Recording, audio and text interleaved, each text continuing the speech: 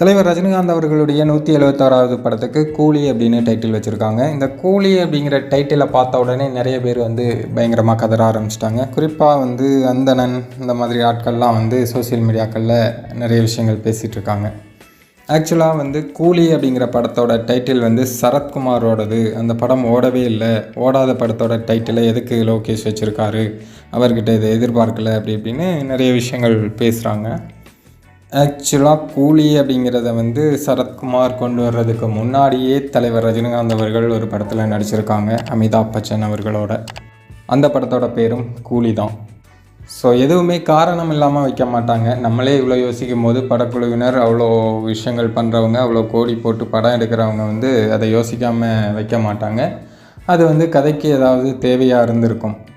அது மட்டும் இல்லாமல் இந்த படத்தில் தலைவரோட வின்டேஜ் சீன்ஸ்லாம் நிறைய பார்க்க முடியும் அப்படின்னு நினைக்கிறேன். ஏன்னா நிறைய பழைய விஷயங்கள் இந்த டீசரில் தென்படுது. ஸோ அதனால் கண்டிப்பாக இந்த படத்துக்கு சம்மந்தம் இல்லாமல் அவங்க டைட்டில் வச்சிருக்க மாட்டாங்க. அதுவும் இன்னொரு படத்துக்கு வந்திருக்கு அப்படிங்கிற டைட்டிலை மீண்டும் வச்சுருக்காங்க அப்படின்னா கண்டிப்பாக அது இந்த படத்துக்கு தேவையாக இருந்திருக்கும். அதனால தான் வச்சுருப்பாங்க.